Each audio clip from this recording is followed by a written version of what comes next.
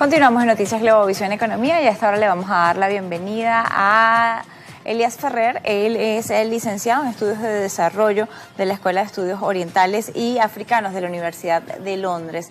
También es director de Orinoco Research, consultor y analista de riesgos financieros. Ha sido autor y columnista para algunos medios como el Financial Times y Forbes. Está con nosotros la tarde de hoy para conversar respecto a las sanciones y los efectos que esto está teniendo, así como las licencias en materia petrolera. ¿Qué impacto tiene esto? ¿Cómo también está la posición de la deuda venezolana en medio de estas condiciones? Bienvenido a Noticias Globovisión Economía, Elías. Gracias por acompañarnos. Me gustaría comenzar contigo revisando cuál es el panorama que están viendo en materia de lo que son las licencias, que efectivamente ese escenario de licencias que hoy día se sirve para Venezuela, cómo está operando el caso de, bueno, esta licencia entregada a Chevron. ¿Qué podemos entender de la administración de Donald Trump respecto a esto? Hola, encantado de estar aquí. Pues bueno, lo que vemos es una situación un poco confusa porque Marco Rubio principalmente empujó esta idea de quitar absolutamente todas las licencias para Chevron, para todas las demás empresas petroleras, las empresas de gas, para importar gas a Venezuela incluso. Y ahora de repente tenemos esta nueva licencia para Chevron, solo para ellos, no para las demás empresas como Repsol, Maurel & Prom o la de Harry Sargent. Y entonces, claro, todavía no está muy claro qué es lo que va a pasar con las demás, si van a haber más licencias, y esta de Chevron sí tiene algunas condiciones un poco diferentes, que es el tema del pago, sí, porque ahora se paga el Estado venezolano con crudo en vez de con bolívares, con monedas, ¿no? Pero sí, es una situación un poco confusa, falta ver hacia dónde vamos, si más licencias o nos quedamos así un tiempo, que eso también es muy probable, y yo creo que lo veremos en los próximos meses. Claro, al quedarnos sin licencia, cuando hablas sin licencia, se quedan sin licencias el resto de las empresas que también de alguna manera operan en Venezuela con alguna empresa mixta o tienen algún tipo de proyecto en marcha dentro del país. Casos como el de Repsol, señalabas a Maurel & Prom, Eni, Reliance Industries. Hay varias empresas que están hoy día en Venezuela operando.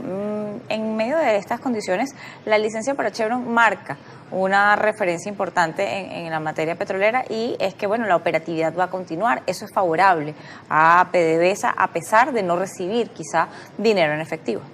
No, claro que sí es favorable, y es muy favorable porque es la empresa más grande, o sea, es la que necesitas más, si lo vemos desde este punto de vista. Es tu socio más grande, es tu socio más importante. Claro. Y si le dan una licencia a Chevron, luego le dan a los demás. Cuando se la quitaron a ellos, luego se la quitaron a los demás. Entonces, como que es lo que nos va indicando hacia dónde va la cosa.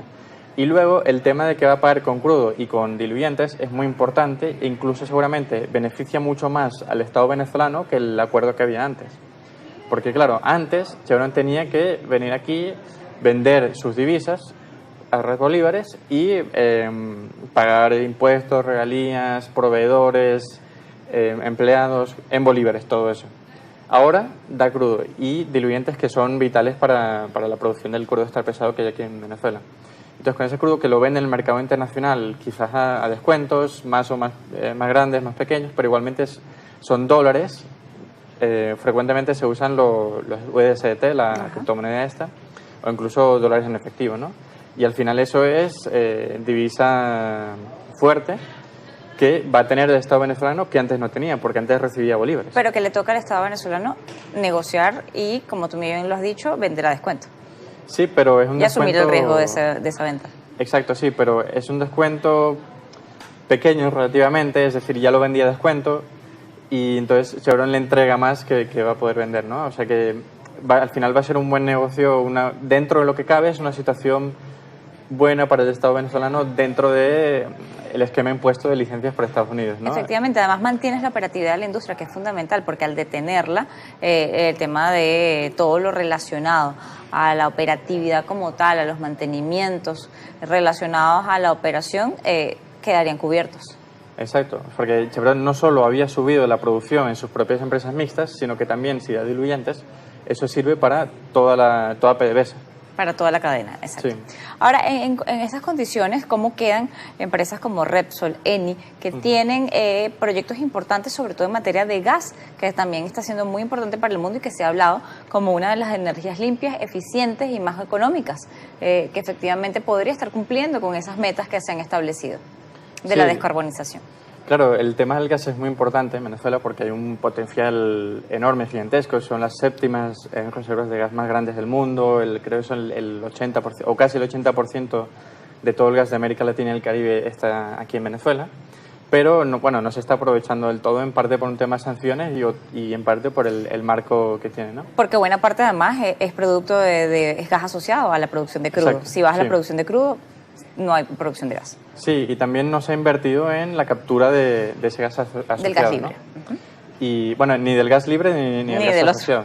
Porque se está quemando más o menos el equivalente, o sea, se está venteando y quemando el equivalente de gas asociado de lo que consume Colombia, ¿no? O sea, es una cantidad enorme.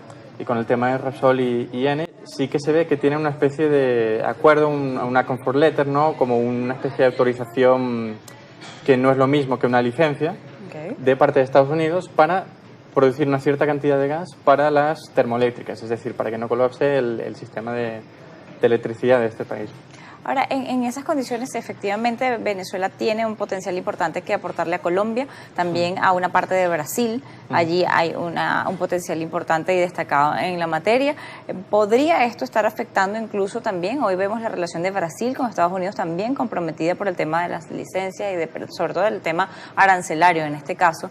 Esto llega además con unos aranceles impuestos por el gobierno norteamericano. Además de sanciones, hay aranceles para quien compra petróleo a Venezuela y aunque no son los mismos que Venezuela va a pagar. Los de Venezuela, la verdad, son bastante moderados, pero quien le compre petróleo a Venezuela sí tiene unos aranceles muy, muy elevados.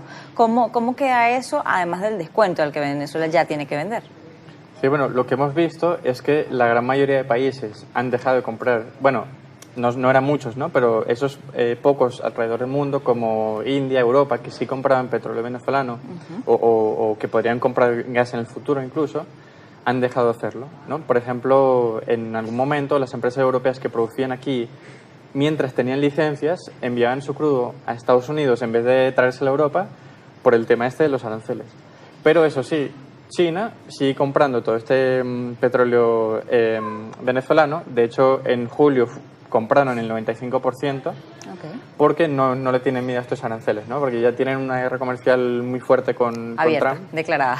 Claro, sí, y están hablando de 100% de aranceles y si les van a poner un 25% no les importa. Y lo más curioso es que Estados Unidos, sabiendo que está pasando eso, no lo han añadido. Y tampoco lo han añadido a los países intermediarios, ¿no? Porque el petróleo venezolano pasa por Malasia, Singapur, otros lugares. Y entonces Estados Unidos podría como hacerse el loco y decir, no, son estos países intermediarios los que están comprando, los vamos a poner aranceles a ellos. Pero tampoco han hecho eso. Lo cual da muy mala señal hacer una amenaza y no cumplirla, ¿no? Claro, es importante revisar eso y qué podría estar ocurriendo allí si es que efectivamente se sabe que es una necesidad y que tienes además un interés, porque además en medio de eso también está el remate de Citgo. Vamos a la pausa, ya volvemos.